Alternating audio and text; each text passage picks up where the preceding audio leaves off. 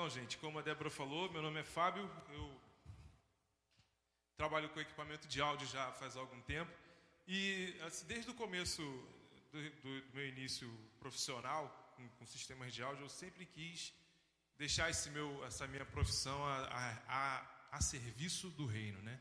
Graças a Deus, hoje eu trabalho contratado lá para a minha igreja, já faz 11 anos, mais ou menos, lá da Metodista de Cascadura. Fica bem em frente ao Fórum de Madureira. É uma crise ali de identidade, né? A igreja é Metodista de Cascadura, mas o Fórum de Madureira. Vai entender. Mas então, eu queria falar algumas coisas a respeito de sonorização com vocês, que vai ajudar bastante o técnico e acredito que vai ajudar bastante quem usa também o sistema, né? O primeiro tema que eu queria falar é a respeito do posicionamento do microfone, esse cara aqui que eu estou segurando, né, para o back vocal e para o líder do Ministério de Louvor. Né? Eu tenho aqui até alguns outros assuntos que eles vão se interligar. Né? Inclusive, um desses assuntos é até onde vai a responsabilidade do back e a responsabilidade da banda na hora da mixagem. Isso já começa a ter a ver. Por quê? Porque, sejamos francos, tem gente que abusa da tecnologia do microfone, né? A gente vê muito isso aí nesses programas de televisão, nesses pastores da televisão, né? Acham que o microfone tem capacidade de captar o som daqui. Pobre coitado do microfone. Vocês estão me ouvindo direito? Para aumentar o microfone para me captar... Ananias, me dá uma forcinha aí, por favor. Tampem os ouvidos se der alguma microfonia, porque naturalmente deve dar. Mas para pegar o som do microfone daqui, olha o que vai acontecer com o som. Tenta de novo. Tá difícil segurar minha voz assim? Pode diminuir o ganho. Obrigado. Então o que acontece? Gente, microfone, apesar deles terem o preço caríssimo, os importados, né? Deles terem a qualidade de som excepcional, aquela coisa toda, eles foram feitos para funcionar como qualquer outro microfone e para ser usado como qualquer outro microfone. O microfone tem esse corpo todo que é para a gente segurar nele, né? Não é para segurar igual os MCs da vida, assim. Parece que o microfone é uma corda no pescoço do cara, o cara só fala assim. Gente, por favor, isso não existe. Até porque olha a qualidade da minha voz segurando o microfone aqui, né? Agora tem outro que está inventando assim, ó. Pior ainda. Coitado. É um chure, né? Pô, vamos respeitar. Então o microfone tem esse corpo todo, sendo sem fio ou com fio. Ele tem esse corpo todo que é para a gente segurar no corpo dele. Essa parte aqui é chamada de globo, né? Serve para proteger a cápsula que está aqui dentro. Então se eu boto a mão aqui, seguro o bendito assim e falo, esse é um dos problemas que pode acontecer. Fora a qualidade da minha voz, que pode ficar horrorosa, né? Fora o problema que o técnico vai ter para colocar o microfone no ajuste correto, na timbragem correta, entendeu? Então, microfone, lugar para a gente segurar é do globo para baixo, entendeu? Globo é aqui, todo mundo lembra, né? Globo, olha meu tempo aí, Débora. Globo e corpo. Então, vamos segurar daqui para baixo. Pode ser até aqui, ó, enforcando o bicho. Mas sempre abaixo do globo, tá bom, gente? Outra coisa é na hora de posicionar o microfone em relação à boca. Existem dois meios, né? Por favor, não façam assim, porque ele esconde o rosto de vocês, né? Ele pode funcionar muito bem assim, de frente, o que é a posição mais adequada, e quando a gente começa a cansar um pouco, a gente até desce ele aqui, entendeu? Mas sempre lembrando da gente colocar uma distância imaginária de 2 dedos em relação ao globo do microfone. Ah, e outra coisa, não testem o microfone assim, tá? Isso é péssimo para a cápsula. A gente diminui a vida útil dela consideravelmente. Vai testar microfone? Gente, fala no microfone, né?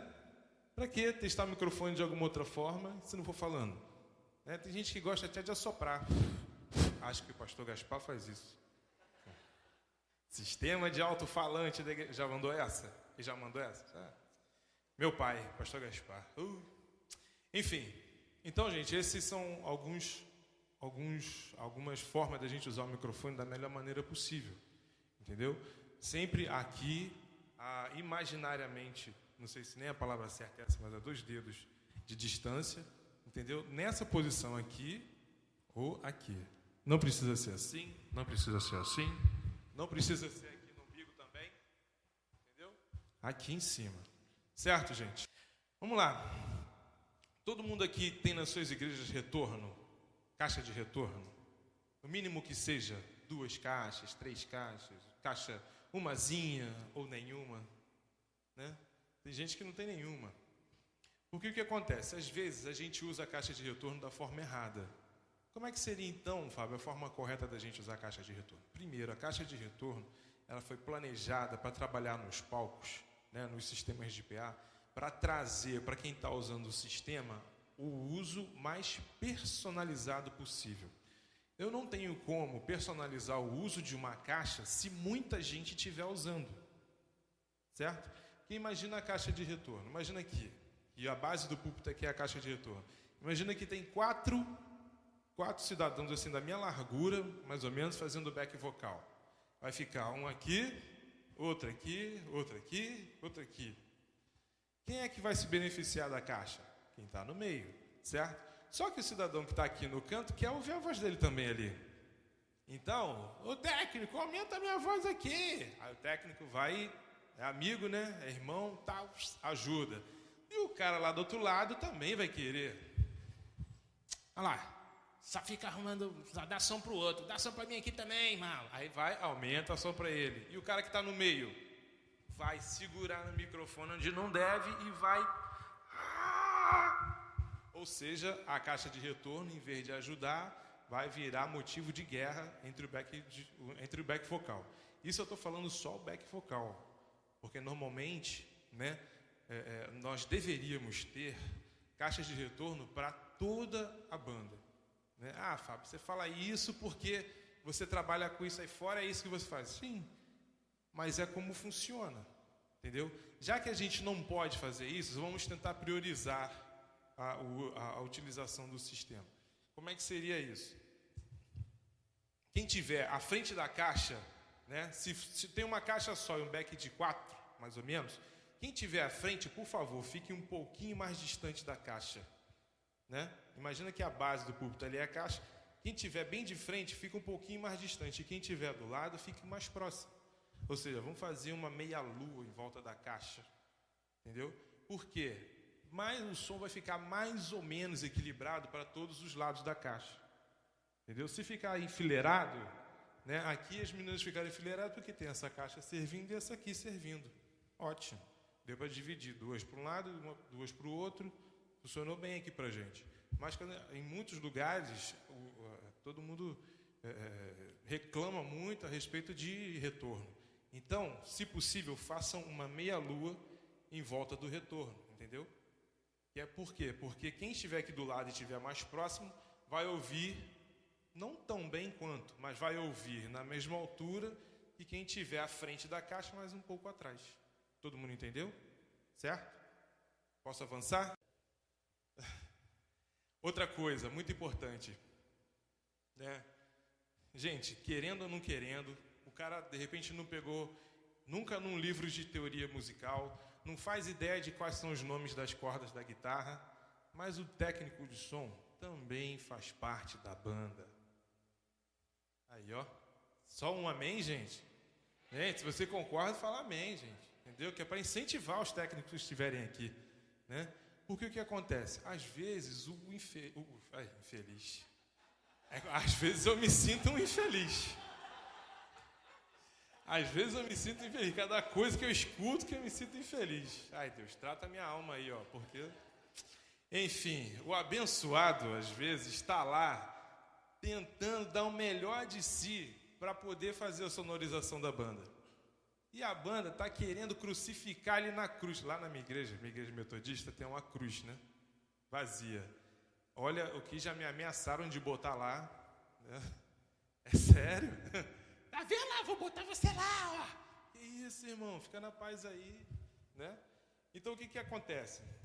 O técnico da banda, querendo ou não querendo, ele acaba se tornando um músico da banda, por menos que ele entenda de música. Mas toda a parte de mixagem, de tudo que está sendo feito aqui atrás, é de responsabilidade do técnico. Entendeu? Isso esbarra até em um outro tema que eu vou falar aqui, que é a respeito da responsabilidade do técnico com a banda. Claro que muitas das vezes a banda interfere no trabalho do técnico. Isso já é uma parte já musical, né? Às vezes vem da maturidade musical, às vezes vem do estudo musical, às vezes vem do conhecimento musical de cada um, entendeu? Isso atrapalha muito. O Ananias hoje toca o trivial, o necessário. É isso que ele sabe? Não, o Ananias sabe muito. Sabe muito, não é porque é meu primo não, mas ele é bom, entendeu? Mas o que acontece? Ele faz o trivial, faz o que tem que ser feito, né? Isso aí já é a parte da banda. A parte do técnico é pegar todo esse material que a banda está fazendo e amplificar.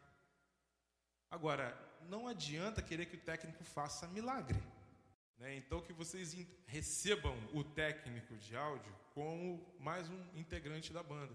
Porque o intuito dele não é desbancar ninguém na banda, não é derrubar ninguém. Muito pelo contrário. Para o técnico conseguir extrair uma boa sonorização, ele precisa de detalhes. Então, se a banda for bem detalhista no que está fazendo, ou seja, se for bem conhecedora das suas músicas, se dominar bem a dinâmica da música em relação ao back vocal ou em relação aos outros instrumentos mesmo, o serviço do técnico vai ser muito mais, como é que eu posso dizer? Vai somar muito mais do que dificultar a apresentação ou a administração das bandas de Ministério de Louvor. Amém, gente? Posso tocar para frente? Higienização dos microfones. Meu Deus. Esse tá cheirosinho. Gente, como é que a gente limpa isso? Por quê? Às vezes o pastor está pregando e tem aqui uma linda garrafa d'água bem gelada para ele, né? O pastor bebe água e continua pregando. Quem que leva esse derramar todo assim, de imediato? O pobre do microfone. Mas não é só o microfone do pastor que sofre com isso. O microfone dos backs vocais também. Como é que a gente limpa isso?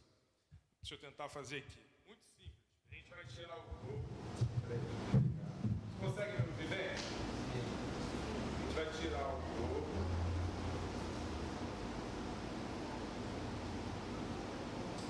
Isso é a cápsula, tá? Eu falei. Não façam nada com a cápsula. Deixa a cápsula quietinha. Não vai botar a cápsula de molho, não vai esfregar a cápsula com o escopo, nada disso, senão a bicha não há sunrise aqui à mente. Aqui dentro do globo tem uma espuma. Essa espuma é a causadora do mau odor no microfone. Você não está entendendo, não. Acho que ele nem parou antes do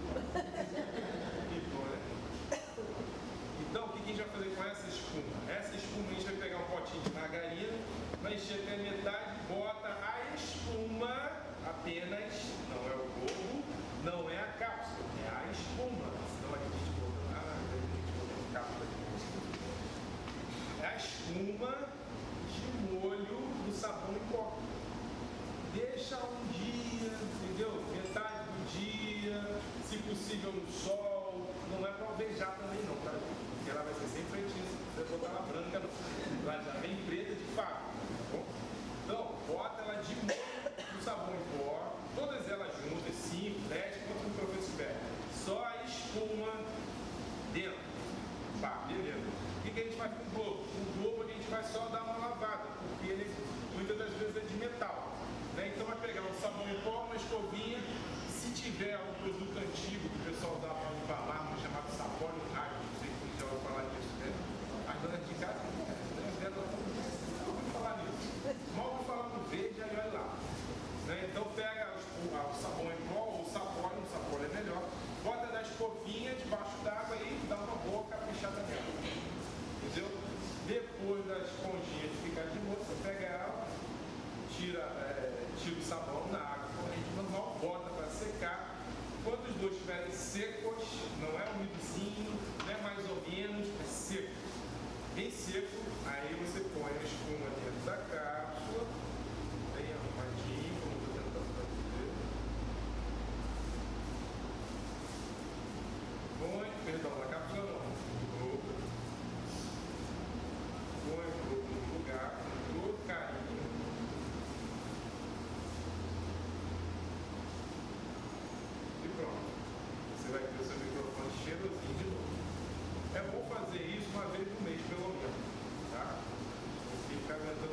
de anos e anos e anos.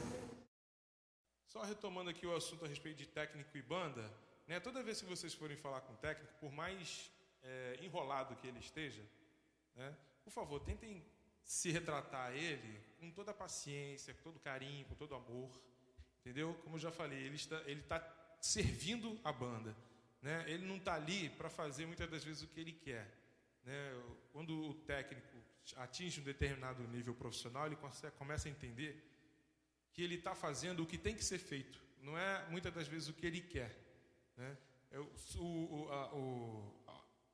Fazer a mixagem dos monitores, né? Fazer passagem de mixagem dentro do fone de ouvido, isso requer muita paciência e tranquilidade. Não é fácil fazer isso, entendeu? E às vezes o pessoal fica cobrando. Como é que é? Aqui, então, não estou vendo. Aqui, ó, não vem. Cara, se ele quisesse, ele deixava você surdo. Assim, ó. E o cara tá lá, ó, com toda a paciência e tal. Então, gente, por favor, em vez de fazer uma cara feia e querer esganar o técnico, dá um sorrisinho para ele. Por mais raiva que você esteja dele, entendeu? Assim, tá bom, Nanias? Lindão. Quero te esganar, lindão. Entendeu? Mas não fala para ele que quer esganar, não. Só chamei de lindão ou dá um sorrisinho e tal. Entendeu? Isso vai fazer com que ele consiga trabalhar com um pouco mais de confiança. Porque se só ficar reclamando, quem é que gosta de trabalhar só ouvindo reclamação? Seja em qualquer coisa, não só como técnico, né? Bom, e para terminar, eu quero falar da responsabilidade do técnico em relação à banda, né? Ou da banda em relação ao técnico, né? Mais para frente um pouquinho a gente vai ver algumas coisas sobre dinâmica, né? E isso vai ser assim isso vai ser materializado ali na frente. Só que, assim, o que eu quero que vocês entendam é o seguinte: nós, como técnico, eu como técnico, a gente não está para jogar contra, muito pelo contrário, a gente está para servir, né? Nós não fazemos parte da Trindade Santa, né? Quem faz milagre é Deus. E mesmo assim, Deus só faz milagre até onde a gente não pode ir, né? Quando a gente consegue resolver alguma coisa, Deus só fica olhando e vai abençoando. Pau. A gente chegou num determinado ponto que não tem mais o que a gente fazer, aí vem Deus e faz um milagre, né? Então, muitas vezes acontece na banda. O técnico não consegue fazer milagres, entendeu? O técnico vem ajudando, vem somando até onde ele pode. Por quê? Agora eu vou falar um pouco como músico, né? Eu estudei piano também já há alguns anos. E o que eu mais vejo por aí são músicos que muitas das vezes boicotam o bom funcionamento do restante da banda. E com isso acaba influenciando no resultado final, que é o que sai nas caixas de PA. PA é Public Address, que é endereçamento ao público. São chamadas essas caixas que são voltadas para a igreja. Monitores são as caixas de retorno, seja monitor no chão ou monitor de fone de ouvido. Mas isso a gente fala em outra oportunidade. Então, gente,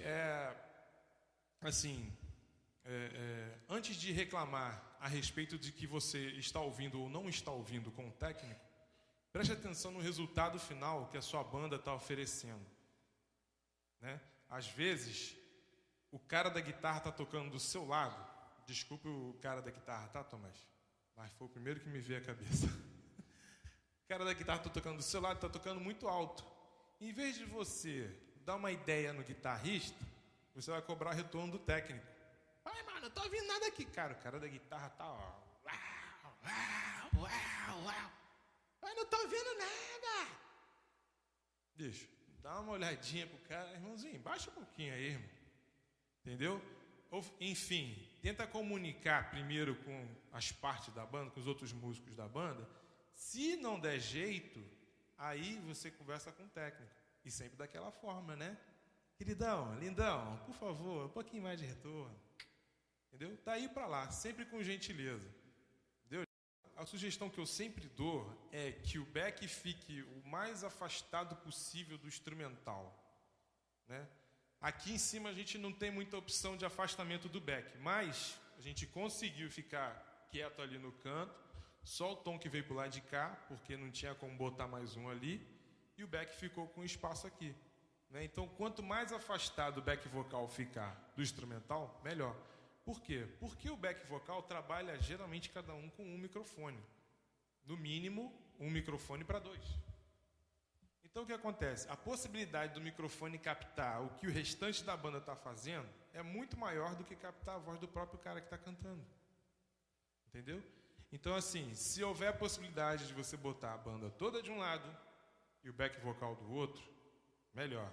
Entendeu? Mesmo colocando a banda atrás e o back vocal na frente, ainda pode ser um pouco complicado, porque os microfones vão estar virados para trás. Né? Aí na hora do louvor, né, a parte do back cantar, então o back às vezes, né, descontrai, sai de perto do microfone e tal. O microfone continua ligado. Só que ele está pegando a banda que está atrás dele. O técnico lá, ó, se arrebentando para segurar o som do microfone e só abrir o microfone quando o back voltar. Entenderam? Então, back vocal de um lado, instrumental do outro. Entendi. Uma sugestão que eu dou nesses casos é o seguinte. Tem que procurar saber com o técnico qual é a possibilidade de controlar as duas caixas de forma independente. Entendeu? Porque às vezes a gente tem duas caixas de retorno, mas é apenas um controle para as duas caixas de retorno. Né? Tem que procurar saber com o técnico se tem como fazer o controle das caixas de forma independente. Aqui, em cima, na questão, a gente tem os controles independentes. Né? Lá no teclado, eu só estava ouvindo os teclados e a voz da Débora. Entendeu? O back vocal estava sendo servido pelos dois retornos e o Ananias lá atrás estava... O que você está ouvindo lá atrás no fone? Nem sei. Tudo? Então, é o clique, o bumbo, o baixo e a voz da Débora que ele estava ouvindo. São controles independentes que a gente tem para cada caixa. Então tem que procurar saber com ele, ou dar essa sugestão para ele, né, de fazer com que o controle de cada caixa seja independente. Sendo independente, aí você pede, poxa, sendo independente, você pode botar uma só para o back e outra só para o líder? Porque às vezes eu sei como isso atrapalha, entendeu? Você fica sem referência nenhuma do que você está cantando e só tem referência do principal lá, do líder de louvor. E aí, como você vai fazer contralto? Como você vai fazer soprano? Como você vai fazer... Não tem como fazer nada. Entendeu? Ainda ajuda com o abençoado do instrumental, que deve tocar alto também. Então, gente, quanto mais independente for a caixa de controle, foi o que eu falei no comecinho. Caixa de retorno é para você usar da forma mais personalizada possível. Entendeu?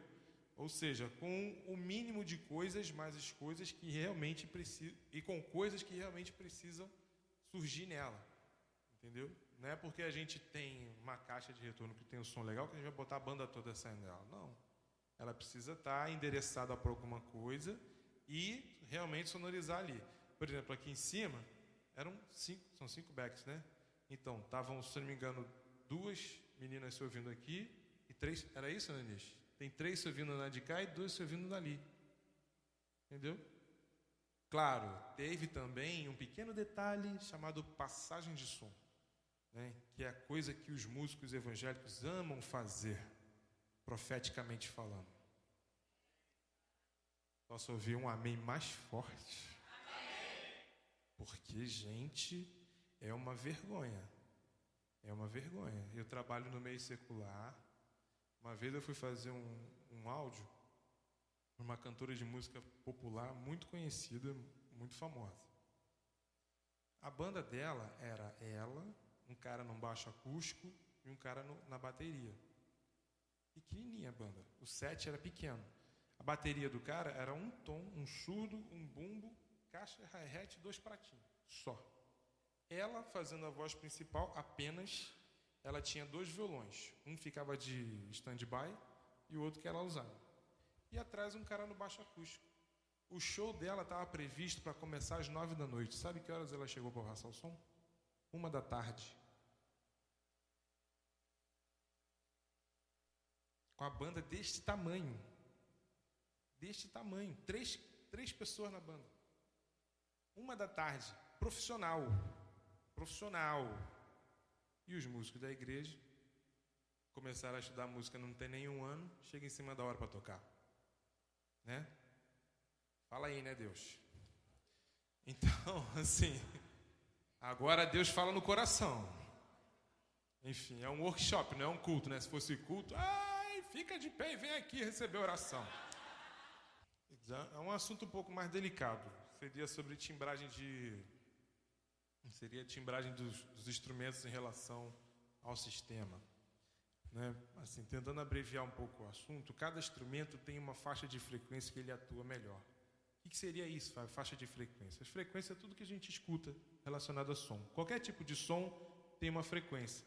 E cada coisa tem uma faixa de frequência que ele se destaca mais. Entendeu? Por exemplo, a gente ouve o contrabaixo, né? O som do contrabaixo. Ele tem os sons bem graves, né? Então, as frequências que ele melhor atua são as frequências mais graves. A bateria tem algumas coisas de grave? Sim. Tem o bumbo, tem o surdo, entendeu? E teclado também tem? Também tem. Geralmente fica ali as notas para o lado esquerdo do tecladista, do lado da mão esquerda do tecladista. São as notas mais graves. O que acontece com isso tudo? Se a gente não souber qual é a faixa de frequência que cada instrumento se destaca, a gente corre o sério risco de embolar o meio de campo todo. Estudem os instrumentos de vocês para saber qual é a faixa de frequência que cada um melhor atua. Por quê? Porque às vezes, por exemplo, com voz, né? Vocês não estão ouvindo minha voz saindo subgrave. Tem como botar minha voz saindo um pouquinho subgrave? Olha o que vai acontecer se botar minha voz saindo no subgrave. Vai ficar um negócio meio embolado, um negócio meio esquisito. Vocês vão começar a sentir muita dificuldade de entender o que eu estou falando. Por que isso acontece? Pode tirar. Por que isso acontece? Porque a voz humana não tem subgraves e graves. A voz humana chega no máximo ao médio grave. Entendeu? Então, as frequências que eu posso colocar para a voz humana seria ali de aproximadamente... Bota aí... Não, um pouquinho mais.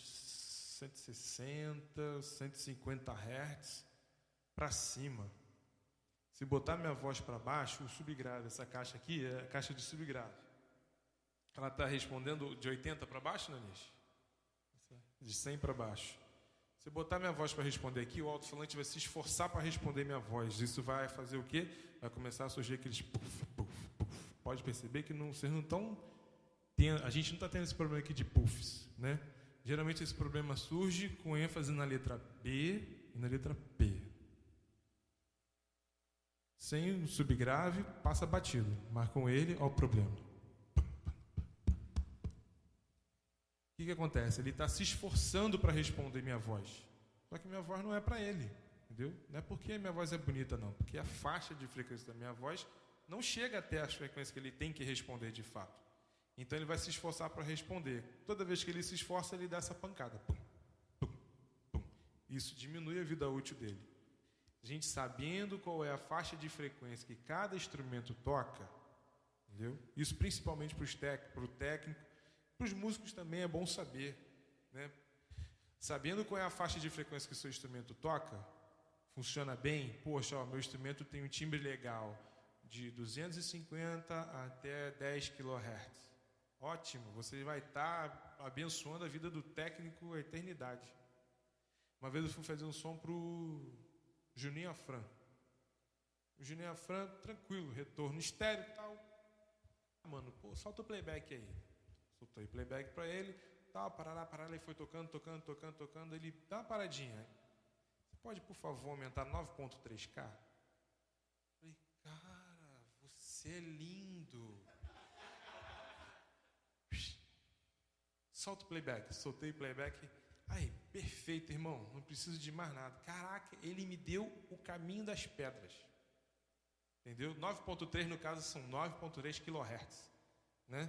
É uma frequência muito usada. Geralmente costuma causar muita microfonia também.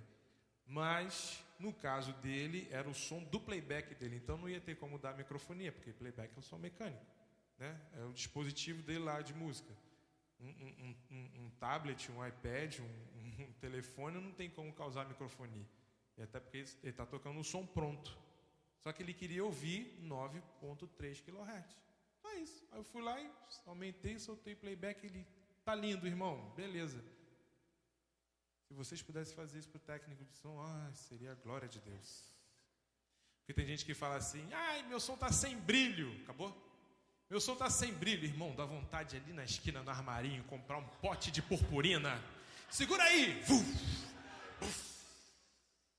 Pô, meu som tá meio opaco. Pegar um lustromóveis, um bombril. Vem cá, irmão. Esfrega aqui até brilhar. Poxa. Né? A gente já passou disso, né, gente? Depois dessa palestra, então, né? Enfim. Gente, mais uma vez, obrigado, tá? Acabou mesmo, né? Obrigado.